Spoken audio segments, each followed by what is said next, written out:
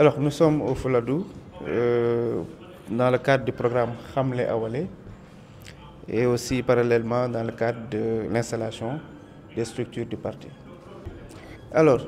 Awale, c'est un parti politique qui est mis en place depuis le 30 octobre 2021, dirigé par le Dr Abdourahmane Diouf. Le projet s'articule autour de 3 points, qui est la nouvelle République sénégalaise, parce que nous avons constaté que le Sénégal vit dans une république qui n'est pas la sienne, qui est une république importée, une république allogène et qu'on veut endogénéiser. Et le deuxième point constitue ce qu'on appelle le patriotisme économique, parce que nous sommes dans un pays où, malheureusement, tout ce qui est secteur qui sort de l'argent dans ce pays est géré par des non-sénégalais. Et ce n'est pas quand même quelque part de dire aux autres de ne pas venir, non, ce n'est pas ça. Nous sommes dans une mondialisation, ça c'est important, mais il faudrait que les bijoux de famille soient gardés par la famille. Et après maintenant, on ouvre pour pouvoir collaborer avec d'autres,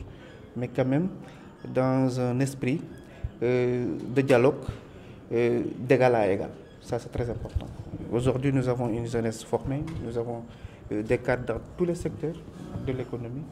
et qui peuvent valablement gérer les secteurs de l'économie du Sénégal. Donc, c'est ce qui fait que nous pensons qu'il nous faut une économie quand même gérée par des dignitaires sénégalais qui sont là, qui gèrent pour l'économie sénégalaise. L'autre point, c'est les solidarités sociales, parce que nous pensons que, quand même, aussi au Sénégal, la difficulté que nous avons aujourd'hui, c'est que les gens qui travaillent, ils ont peur de perdre leur boulot. Parce que derrière, il n'y a rien. Il n'y a pas une solidarité, l'État ne vient en aide à personne pratiquement. Les gens ils sont dans des difficultés, c'est ce qui fait que, même si vous êtes dans un emploi et qu'on vous traite mal, généralement, vous essayez de garder parce que vous ne savez pas de l'autre côté qu'est-ce qu'il y a. Donc c'est ce qui fait que tout ça, c'est un constat que nous avons fait et qui nous a ramené à nous dire que ces 3 points-là, ce sont les 3 points qui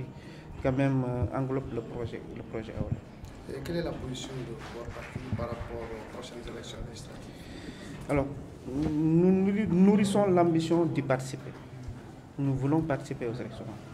Maintenant, sous quel format, on va voir ensemble. Le parti, c'est un parti qui a une démocratie interne. Il y a des idées, mais après, voilà, il y aura une réunion élargie au niveau national et que le parti va décider sous quel format il va partir aux élections législatives. Alors, par rapport à l'implantation de votre formation politique, quel est l'agenda concrètement pour Kolda? Alors, pour Kolda, aujourd'hui, nous avons quand même expliqué la procédure aux mandataires et aux superviseurs. On leur donne un délai d'ici la fin du mois de mars pour revenir ici, pour parachever ce qui a été enclenché aujourd'hui, c'est-à-dire l'installation des délégations. Parce que dans le parti, peut-être cette particularité-là que nous avons, nous sommes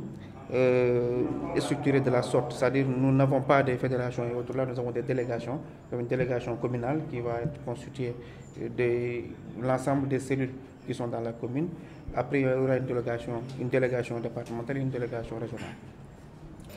di wax ne suñu teewaay fii tey mooy dañu ñëw tey pour xamle projet bi nga xam ne moom la Abdourahmane lancé depuis le 30 octobre projet bi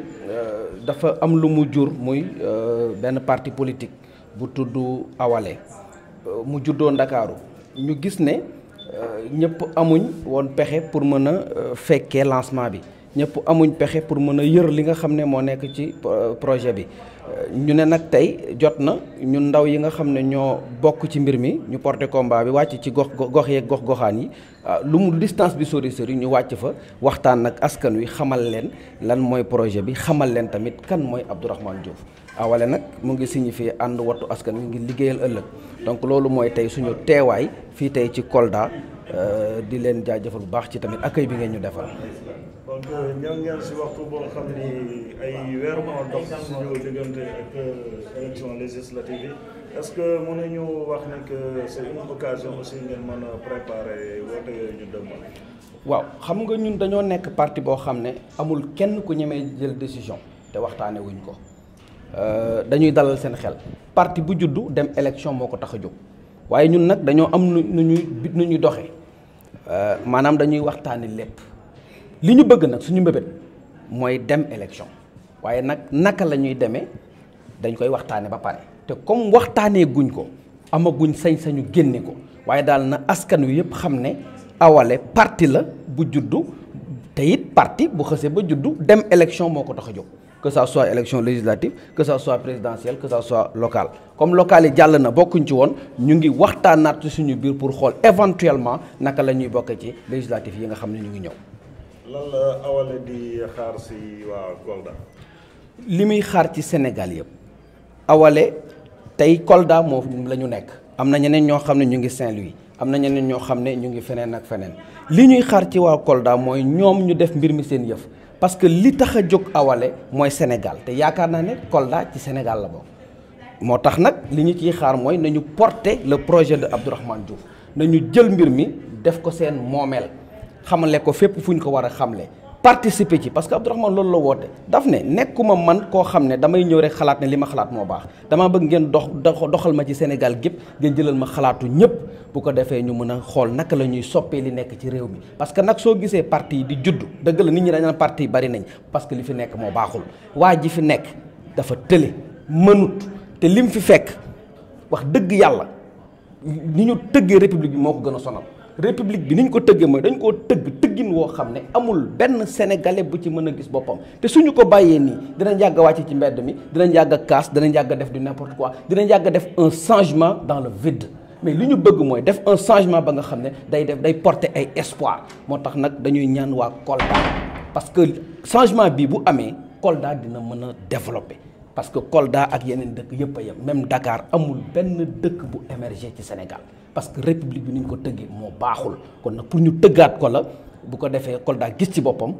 Kaolack gis ci boppam Sénégal gis ci boppam ñu am Sénégal bu bees bu ñu tëgg ci suñu réalité. donc dinañ ñëwaat toujours si changement boobu yéen na ngeen da ngeen a andi lu bees loo xam ni dina leen mën a wutali tuuti ak yeneen parti yi est-ce que mën nga ñëwaat si loolu. lii rek firndeel na ko yaakaar naa ne lu mel ni c'est rare nga gis ko parce que parti yi li ñu tàmm mooy. kilifa gi day jóg ñëpp jóg topp ci moom ñun sax ñooy jóg kilifa gi naan ñu yéen sonn ngeen ñun ñoo ko gën a bëgg projet bi loolu rek démarche la bu bokkul ak liñ fi fekkoon. leneen li nga xam ne tamit mooy changement mooy doxalin bu wuute bi mooy ñun lépp loo xam ne décision la Samba da ciy toog waxtaan